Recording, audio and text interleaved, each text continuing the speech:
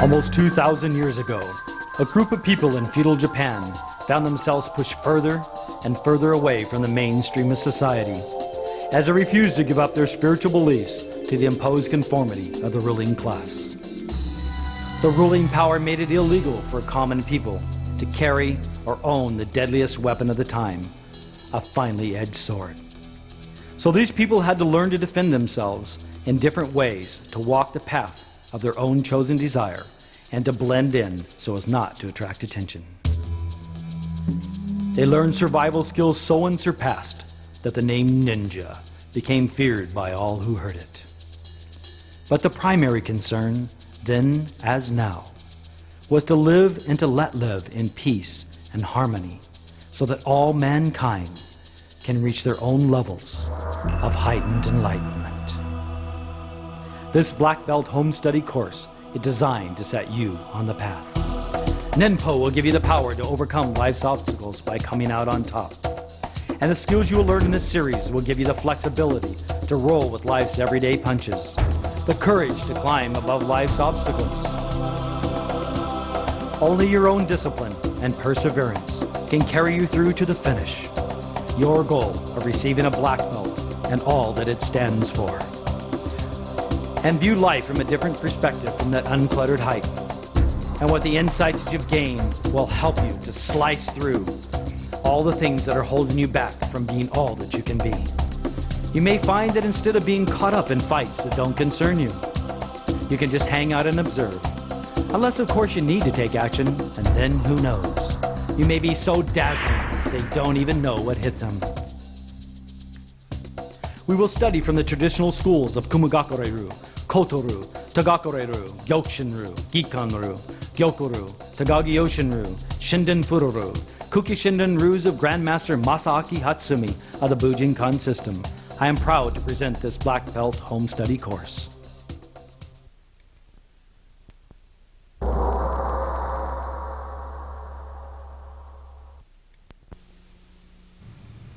First cue. At first cue, we begin to learn to use our body in new and exciting ways. First, in our own Kihon Happo, be able to do hinkas in different variations. Little ways of moving and turning the body in ways that make your opponent go to the ground faster, quicker, and sometimes even more effective. Be able to explore a little bit of kinds of ways for searching out variations in case you start to do one move and it starts to change on you, so that you can learn to take that person's body energy or their off-balance state to be able to complete your technique.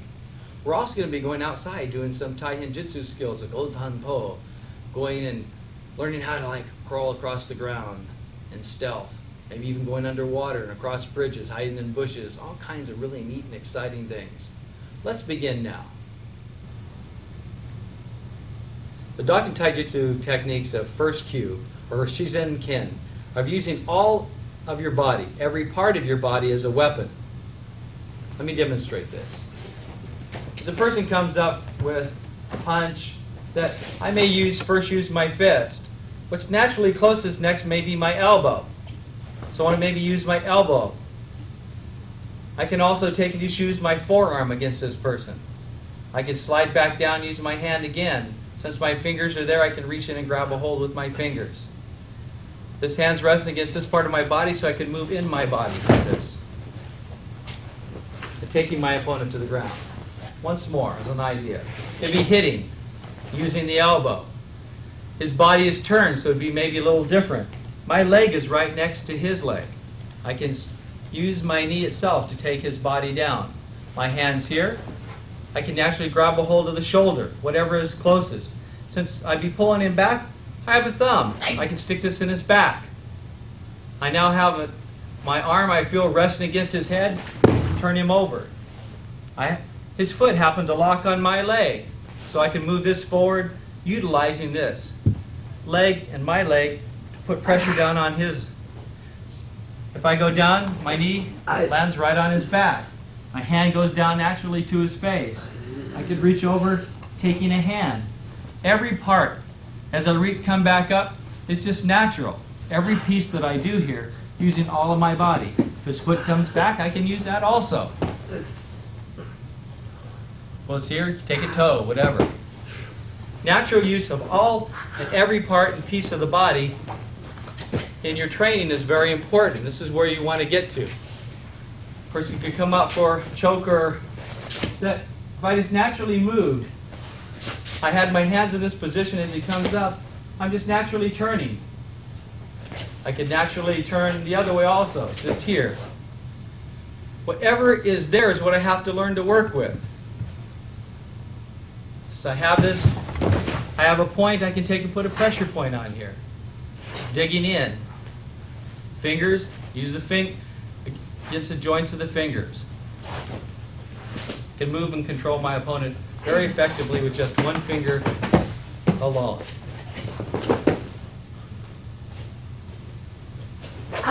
Knee is there, so I take that. Maybe knee again. I want to use all of my body and every motion of my body to utilize to do an attack, even if I'm just walking away. Maybe he's grabbed me up, comes up, and he actually gets a hold of me. That if this natural energy is for pulling me in, I just use my head and my knee at the same time. Which puts over, I can use my other knee. Every part of your body is a weapon. You don't want to think of just being able to do punches or just throwing some kind of kick. Every part and piece of your body is a weapon. And you need to be able to take whatever is naturally there. If something's there, I don't have to want to pull my hand back to do some kind of punch. It's unnatural. If my elbow is there, use my elbow. If it happens to be just the back of my arm, use the back of my arm. Turn it into different kinds of strikes and different kinds of aspects that you use natural with your body and practice using each of the different postures as you do this. By the time that you're reaching in second kyu, the Dokken Taijutsu levels, that you should start working on your proficiency of all the techniques that you've learned to this time. These need to be mastered by the time that you attempt your Shodan test. The next technique we want to work on is one of the aspects of Dokken Taijutsu of using both feet at the same time, similar to the Waza Hito.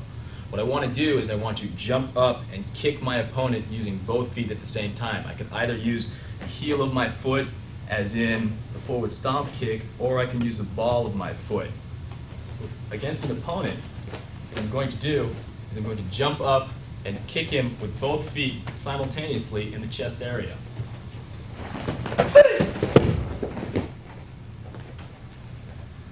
Coming back and doing a back roll. Once more.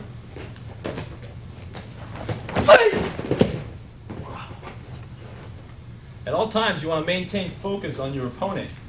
If you feel yourself falling backwards, you want to keep an eye on your opponent, do your back roll, and then focus on your opponent once more. Coming up in Kamae, ready to fight again.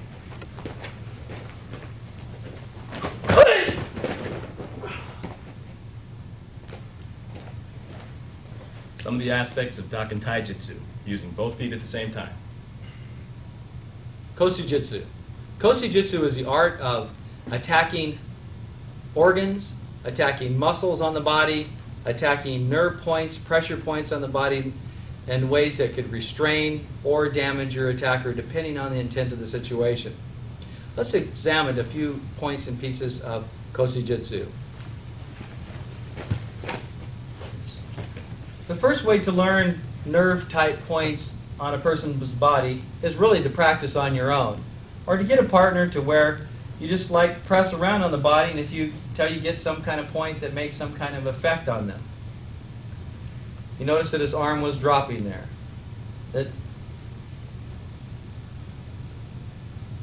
you can find to where you get just the point itself. Each person's body is going to be a little bit different, so you might have to move just a little bit. But there are points all along the wrist itself. You can get them on sometimes on the top of the hands, inside faces here, inside the web of the hand. You can basically do this and just work up the body. Coming in, usually at the joints is where they're usually the most painful. Inside each piece of the arm. So that in a fighting situation, you can attack these and disable your attacker, especially later when you learn to run energy through a person's body. What you see the effect is have my opponent is more by not just the pressure point, but I'm running energy along these particular nerve points and nerve endings that make it look more effective than what it really is. And it does, and the pain, as you can tell, is just momentarily. It's not something that lasts a long time, but if all I do is just this much time, that gives me plenty of time to restrain my attacker without doing major damage. Of course, there are many, many points inside to where you can go inside the throat. You can go down in here. Just the finger, just inside this bone here, just deep down in here. Some people are very sensitive. Also in here, you have to be very, very careful on these points. Of course, up underneath the jaw, up underneath the ear, up in the temples. Could be in the nose, could be attacking any of these points in here, pain in the body. The best thing, as I said, is to practice these particular things. Attacks also to organs and stuff, direct attacks, are going to cause momentary and even sometimes permanent damage. Thumbs into the back of the base, into the kidneys. You know, any attacks inside into attacking the organs in any kind of way. It could be ripping motions, deep, where you're grabbing in, that's attacking. It's actually attacking deeper in here. It could be punching into certain organs, things that would stop the heart. It can also attack just the muscles themselves. As in the Kobu-jitsu, we're actually attacking the bones themselves. In Koshi-jitsu, we practice attacking the muscles. It could be to where I'm actually doing a grab, where I'm ripping on these muscles, trying to rip or to tear them. It also could be as if I'm doing some kind of pull on something as I'm pulling them, pulling to stretch, to tear or lengthen these muscles in ways that they don't normally go. It also could be to where I'm actually in here doing grabs on the muscle tissues. Instead of attacking the organ here, instead I'm pulling down, I'm ripping on part of the muscles. It's the same thing as we did on the leg and stuff here earlier. Even though that's a pain, where really I'm inducing the pain through the nerves and through ripping the muscles, that truly is a Koshi-jitsu attack. All of the atami, or most all of them, when I was going through and teaching you the different kinds of chokes and grabs, those are attacking and using Koshi-jitsu. This is something that you want to really carefully practice. You want to do this on your own self, and feel where those points are. You can take and get little markers and mark so that you know where they are, practice getting them. But as you play around, as you're doing your taijutsu, every once in a while you want to take and find those pressure points. Remember, if it's being done to you and it's too painful, always do a tap. Just let your partner know just how much pain that you're putting on. The intent is not to do damage. It's to learn to do these techniques to restrain an attacker without having to do major damage to them. Next thing we're going to be working on are basic variations of the Kion Happo. First, I'll start by demonstrating variations of Onikudaki. The opponent grabs from here, flowing back. As we move in, get in the hold this way, I'm going to step my right leg back around, kneeling down, dropping my opponent. You need to be very careful because your opponent will go off from your knee, sometimes even striking into your knee and then being thrown to the ground. So this move must be done very slow and careful. Once from the other side.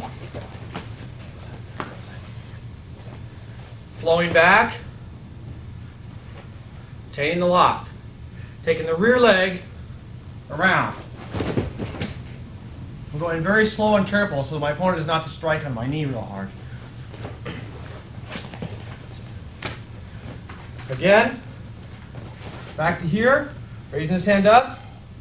I shift in, turn, down. Another variation, Onikudaki. From here, this is the opponent grabs. As soon as he grabs, immediately turning in to here. Now I'll take my right leg, stepping behind. Down.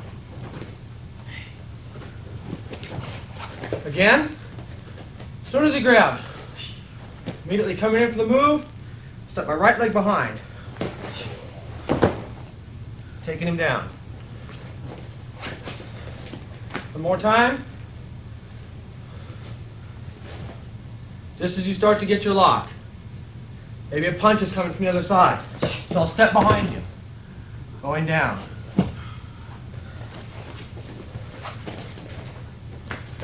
Some basic variations from the Kihon Happo of Onikodaki.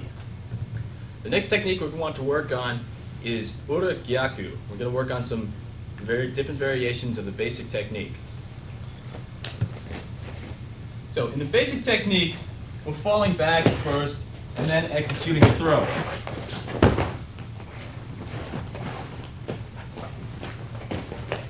In more advanced versions of this throw, I want to just do this all at once. Realizing that this technique is done with the movement of the body as you turn the hand. He grabs. As I turn his hand, I sink my body down, turning my upper body. I don't want to do this with my hands and expect him to fall. He's much stronger than I am, and that might not work. As I turn my body and sink my weight down. That's what does the throw. Also, from another angle, here, reaching over, making sure you're getting this knuckle point here with the thumb. If his grip is too strong, pushing with this hand here as you rotate him over. Sinking my weight down. This can also be done from a punch. As he punches, I want to evade from his outside. Rolling his hand here, placing my wrist to the inside of his wrist. As I roll his hand, it places the back of his hand right conveniently into my hand for the technique. Once more from another angle.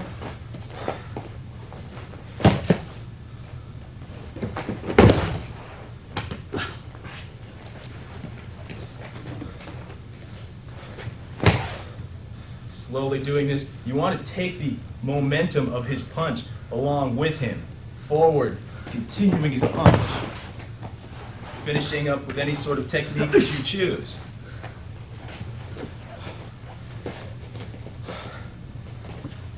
Some different variations of Ura Gyaku. Next, we're going to be covering some variations of Omote Gyaku. We'll first start off by opponent grabbing our lapel. One-hand lapel grab. From here, we're going to work on just dropping back, adding a little subtlety of my elbow coming underneath his elbow. Right here. Straighten his arm up. From here, I'll use the other hand, lift it up in the air this way, stepping back, dropping the opponent down. Other side.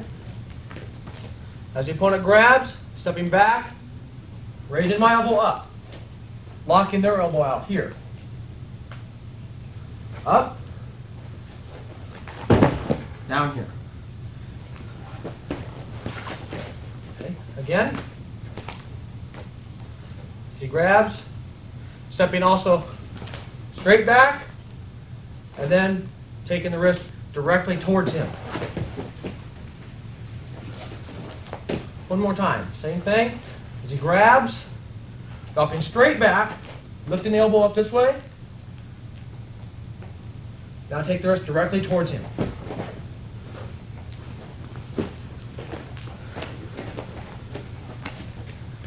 And one more. From a basic grab, we'll step out to the side. Just as the opponent grabs, placing my hand right here, stepping off to the side. Using my entire body to move my opponent's wrist. This side, please. So instead of using my arms and trying to torque him over this way, I'm going to weight shift back with my entire body, turning my entire body to turn his wrist.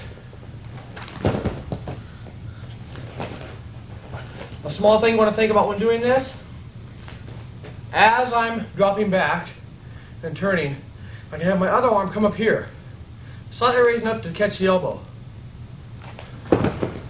Helps to lock out this arm and keep your opponent a little bit of a distance. Again, from here, dropping back, to the inside, having this arm come up just inside of the elbow, weight shift back toward my entire body.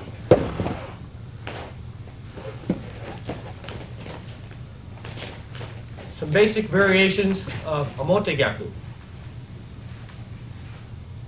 Variations of Musha Dori, or warrior take. Let's look at a few of these. Person comes up and grabs. General technique is usually falling back, going to this arm. But there's no reason why, if I pull this arm down and bend this elbow, that I can't slide my hand in here, even as I'm stepping forward, and take the opposite arm instead. Once more.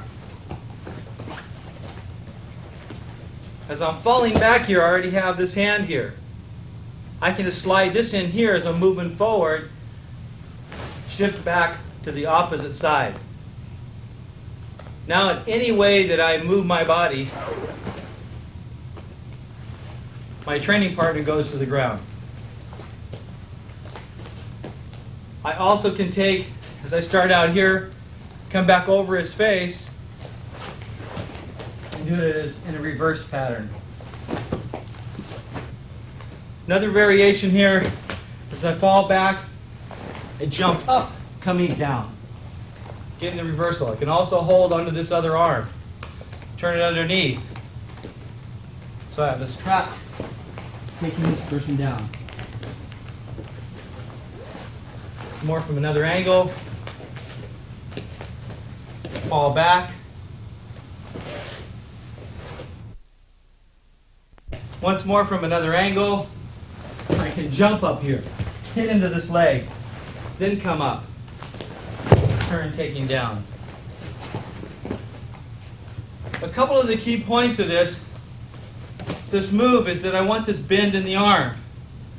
I can create that bend in the arm by even pushing it into the side of his body and just pull it back up even in front of me. Pulling up, his body turns. Or work into some kind of advanced form or choke.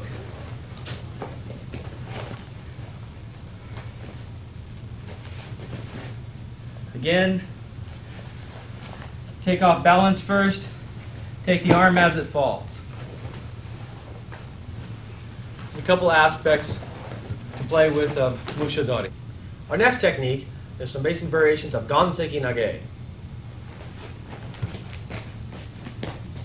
From here, we'll start off the technique just as we start Ganseki Nage, working in some basic variations. From here, sliding around here. Just as we get the arm up on top of your shoulder, bring my elbow, drive the opponent down.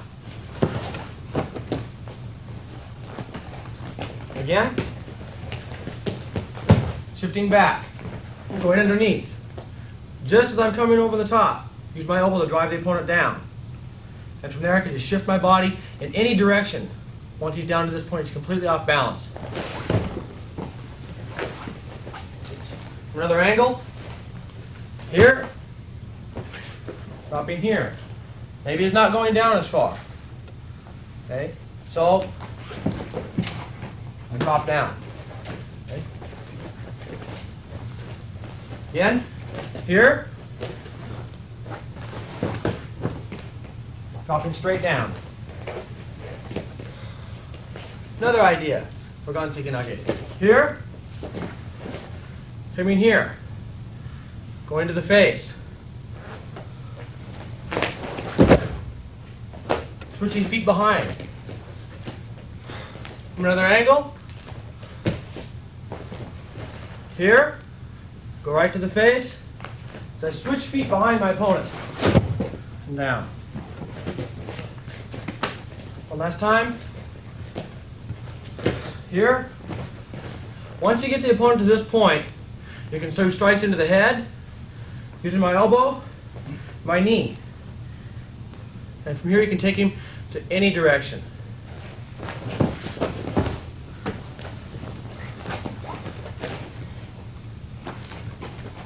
Basic variations of Ganseki Nage.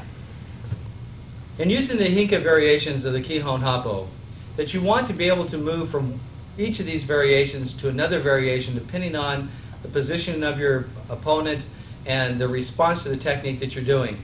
There's a couple drills to learn how to do that. Before I teach you that, I want to show you some aspects that are very, very important in learning these concepts. As your training partner comes up and grabs, I don't want to wait till he gets a grab on me. And the lower levels of training, it will be to when the person has an actual grab, so I can feel this difference if I'm being pulled off balance. So I can feel these kind of sensitivities. This is very important in the training.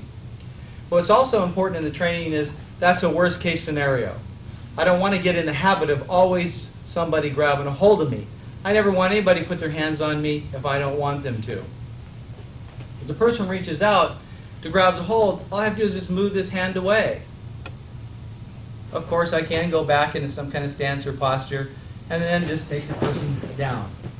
You want to practice these drills so they become very familiar. As a person reaches out to grab a hold, that you just move the hands out of the way, inside and outside, without doing anything. Make sure you do the left side and the right side, so they just move. Kind of like we were doing in Sawari Waza forms, because it's very easy moving into inside, outside type throws. It's very easy moving into every kind of technique that you can possibly imagine, whether they be of the Kihon Happo or not of the Kihon Happo. So it's also, of course, of Ganseki Nage, moving it out of the way, sliding up to do a throw. These also can be practiced against a punch itself. So if a ski is actually coming, boom, right into my face, I first want to learn not to be there. This is what we teach. The same techniques that we do off of grab can be done against this punch with a ski. It's very easy just to take the hand, turn it towards the wrist, taking the person to the ground. Either side. Okay? Once more.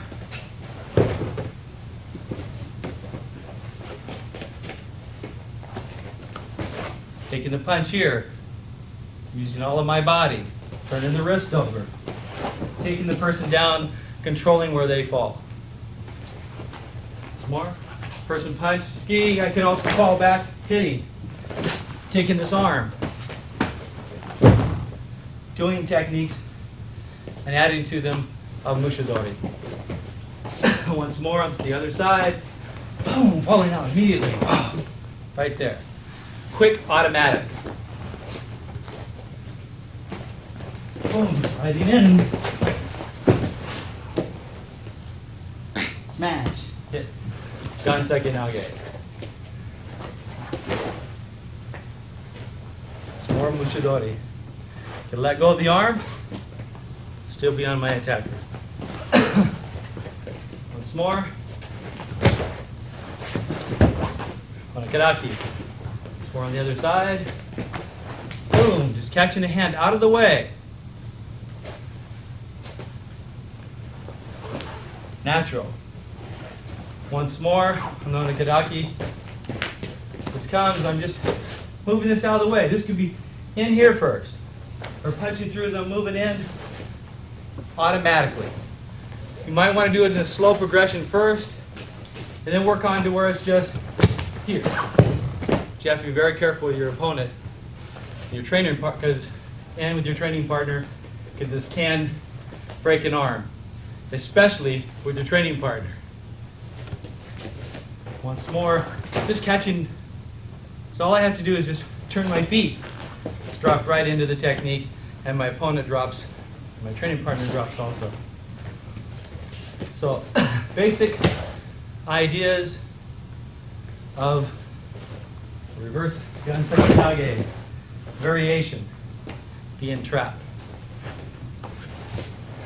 So in all the moves of these, it just continues with my attacker using his energy to flow on by.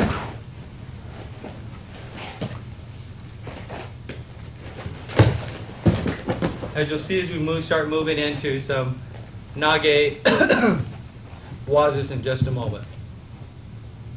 Nage Wazas are throwing your opponent in specialized techniques.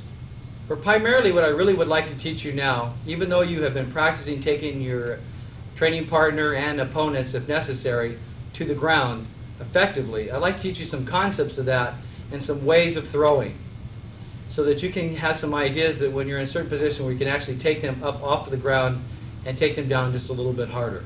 You need to practice lower on the ground so there's not so much damage to your training partner, but as you progress later on in this art, you need to learn how to do that only to the level of that of your training partner. Not to the level of your ability to throw, but the level of your training partner to go to the ground. You need to be able to judge that so that there is no injuries. Let's begin. Person comes in with any kind of attack at all. It doesn't really matter. One thing that I want to point out is that any point at all on the person's body, if I take that to the ground, the rest of the body follows. It's a simple concept, but it's one that seems to be forgotten in lots of martial arts. If I take this point that I have right here and I take this elbow to the ground, the whole rest of the body goes to the ground. It's a very, very important part, because I've seen lots of people trying to throw, and they go like this to throw, and they're wondering why the person isn't going all the way to the ground. But if I take the hand to the ground, the rest of the body goes to the ground. So we'll demonstrate here. If the person punches, I just take this hand down. They have to follow because they're attached. It's the same thing with any other part of the body. If the person throws a punch, and I grab a hold of the back of the knee, down they go. A little higher level throw as they punch. Don't even have to touch them.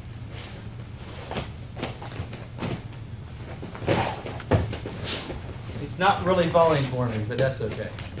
Just, I want you to punch like you're punching here, and just let me do with whatever. Otherwise, you stay up. Okay? I'm going all the way through on my punch. All right. So what's happening? Do you feel energy or something's going on? Or what? You're not there. Yes, I am. Watch.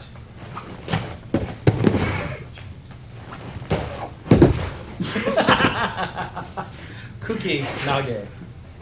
It's a little advanced.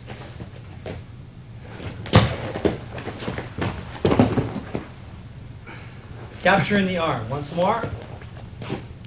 Person punches, other side, please. Punches here, just capturing part of the body. In throwing, you don't have to catch all of the body. You only have to catch maybe a little piece of the body. Once more.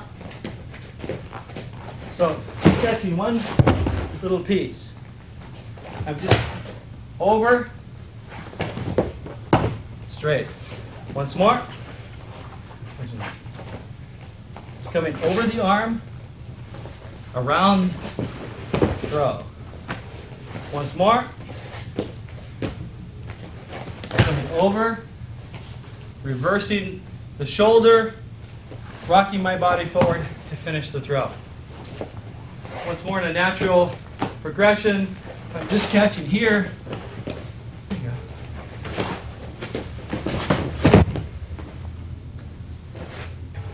Person comes in to punch, sliding up underneath the arm.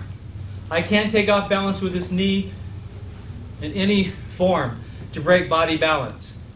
I'm going to continue though with his body energy as it was coming forward and take and do a throw where I move my body in to his body, throwing. Once more from the other side. I'm coming in, catching a hold of this arm, throwing, and could be locking or adding some kind of other technique. Any kind of grab or throw of the arm is basically known as seo nage. Under here, I could be punching in here, could be grappling in here, tight, any kind of movement, just bringing my foot back, takes this person down. Remembering to have some kind of restricting hold on your attacker if need be. You can also take the arm here, down. Some more from the other side. Catch it here, down. Catching here, turning, down.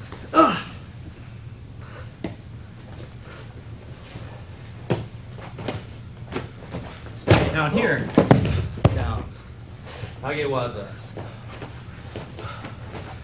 Catch here. If it doesn't work, come back around again. Down. Catch in the right angle. Just here.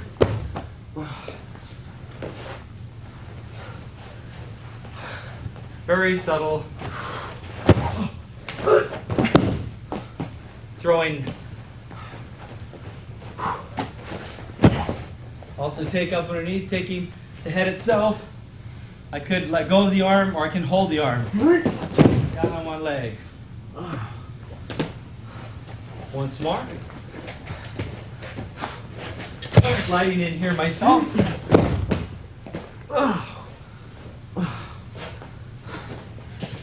Different forms and aspects of different throws. Could be where I've just stepped out to the side, taking in with my own leg to take him down. Any way of taking my opponent to the ground is actually a nage or a throw. This can be just simple variations of utilizing your legs. You can also take here and step inside the body to where I'm rotating with my hip, so it comes up, over, and down. It can be just barely off the hip, or it can also be over where I step in deeper, where it's actually over my back. Or I can slide more in here, so it's actually more in my back. As my partner comes up and grabs, all I have to do is just reach a hold of muscle tissue and just pull down, taking his body to the ground. I also could take and rip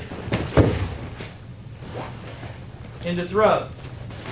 I could move this to the side, grabbing here, taking down.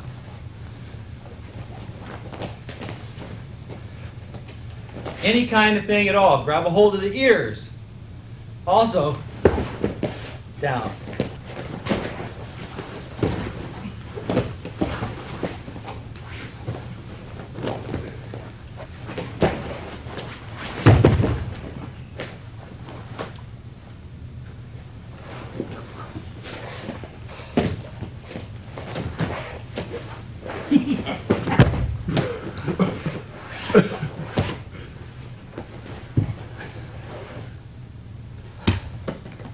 Forms of nage-wazas. Attacker comes, some ideas of some pain throws, because again, I can rip into these muscles, just taking the person down. Anything at all that gets my opponent to be able to fall is a throw. Maybe like knocking, but I'm actually throwing him back off by pushing his head behind him. I can also jump here.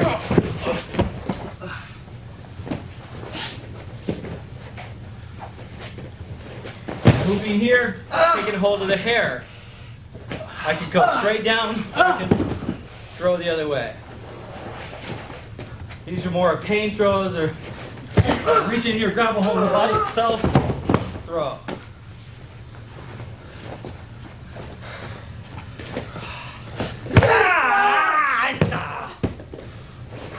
Reaching right underneath the armpits themselves. Continuing down. These can be in the middle of where I'm reaching up, moving the arm. Using that pain actually helps throw the opponent away from you. You can also use aspects of kyojutsu to throw or to take your opponent off balance. Throwing is not just doing the physical things that we are doing, but it's also dealing with attacking the energies of the other person, or just breaking their mind balance just for a moment. As in, if a person is really punching the key, he doesn't know what's happening with this. Without even hitting him, I'm getting his eye and his head to move. So they come and they're going to attack us. I don't even have to do the technique yet, and I'm getting the response in his body. And psychologically, he doesn't know what's happening at all until I actually do the technique. He completely gets his mind, his focus, and everything off of the actual attack. I can also just not be there to do those things first, then continue in some kind of way of taking his body off balance and taking him to the ground. Once more, it's just.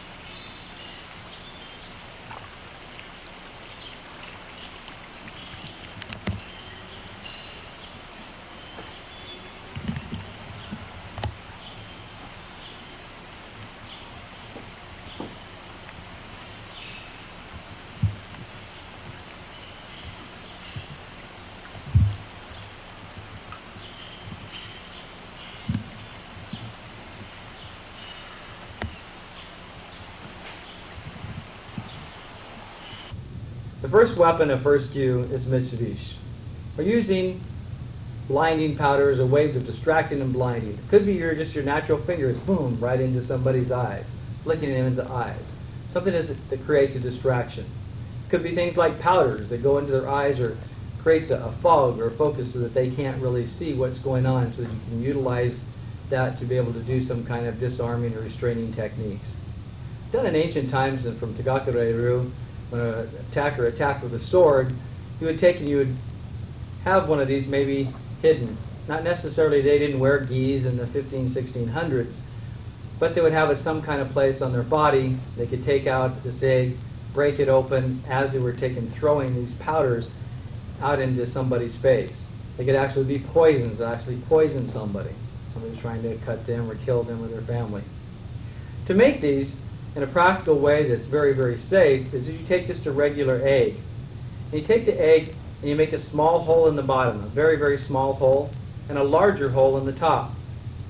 You can take and then just blow through one end, blowing all the egg out into a dish so that you can eat the egg later. You need to let them dry out for a day or two. And you take and put a piece of tape. You can use tape, you can use wax to plug up the hole. Take and fill it full of like baby powder, some kind of talcum or cornstarch. Major secret, baby powder. It's fun, smells good. And filling it up almost all the way to the top, leaving a little bit of air space so that when it gets crushed in the hand, that the powder is going to escape with the air that's in the egg. You'll find that these eggs are a lot stronger than you think they are. You'll have to break them against the body somewhere, against your own hand, against your leg. It can't even be against your opponent actually also. We'll demonstrate some of these and we'll take you outdoors to watch a scene using Mitsubishi.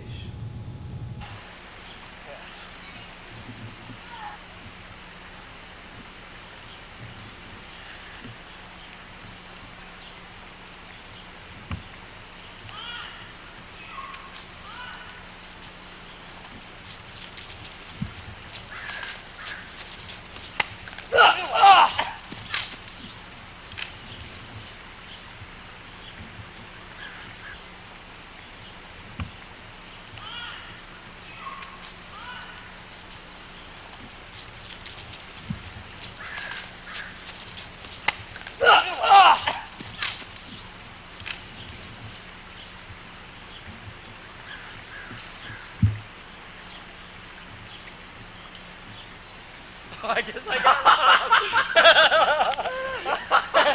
Oh, you got me today! Lovely taste. I guess I was accurate here. It's like the smell too.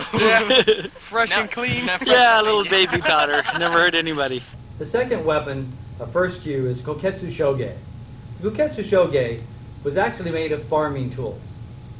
In ancient Japan, it was against the law or illegal by many, many shoguns in different periods of Japan for regular people to be able to have a sword or a live blade for their protection.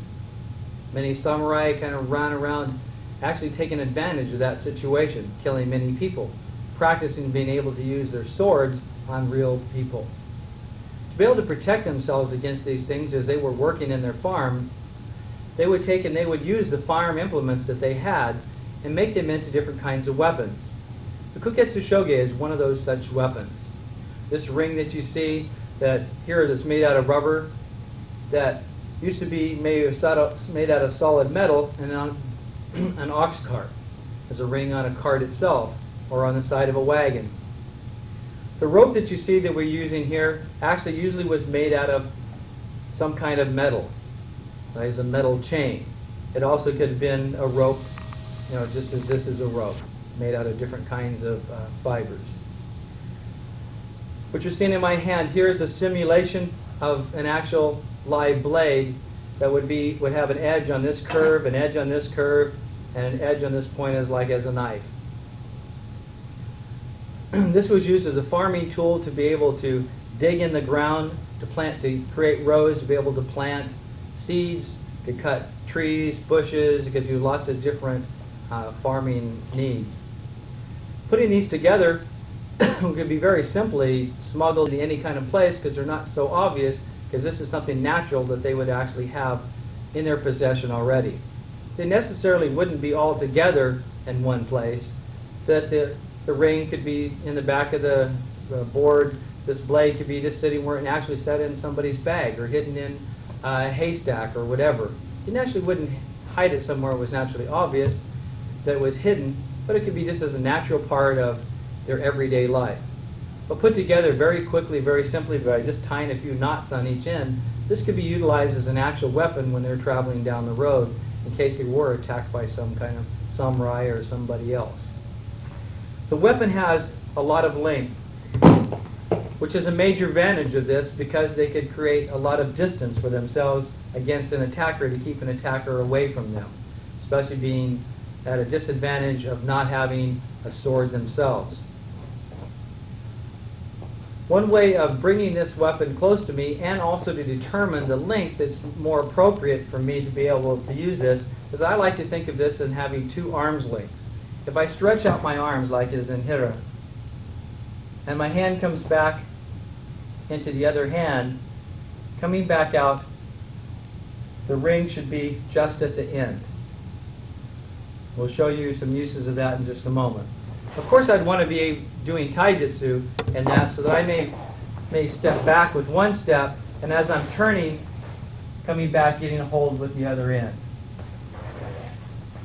I do want to tell you that this ring itself needs to be made out of rubber, such as this doggy ring that you can get at a dog store or pet shop. If not, if you have one that's actually metal, you want to make sure that you wrap that with a lot of foam and some tape on it to make it very soft. These are very, very dangerous, even though they are pliable when they hit.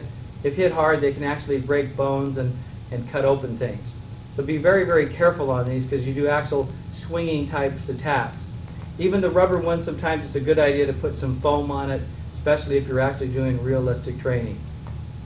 Make sure that you train with a simulation wood knife on the end so that you don't cause any injuries, especially metal ones are very, very easily, and do not practice with real live ones because it's very, very dangerous. This weapon has lots and lots of versatility. One of the things is the ability to utilize the length of this rope and of the ring and lots of different kind of striking. Primarily we like to use this in a circle. So if I'm going to do this, I can actually do this with the wrist itself in the beginning, but I also want to be able to do this with my body. So I can create this motion. It also causes a distraction because I do not know when I'm going to let go of it. So lots of length of this. Very easy to move back again. Switching directions can also come from underneath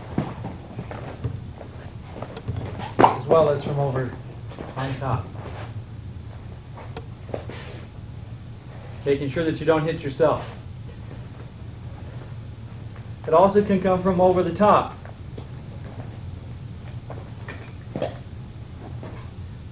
Take a look at this once more. Just releases out of the hand. Taking a look at this once more, doing it a little bit slower. It naturally just can come all the way out of the hand, releasing the hand. I also can take this and have it come out and come back. Comes down, I can pull it back again, controlling the different length. Once more, I can actually send this out, pull it back again, now coming back over the top. Practice with the variations. Practice with the variations and controls of this. Practice with the variations, controls of this. Coming out, coming back. One of the ways of learning to control the actual length is by determining that ahead of time. Creating small loops in each of the fingers will give me the ability to release only parts of this a little at a time. So that when I want to let this out, then I can let just go one finger and it only goes so far. I can take and let go of another finger and get even more length. This is very valuable, and that if making an attacker think that I've only got so much length on my weapon, when indeed I have a whole extra 6 feet. Even the difference of 1 foot can make all the difference, especially against somebody attacking me with a blade or a sword. Another way to get distance is for me to switch and go over the top.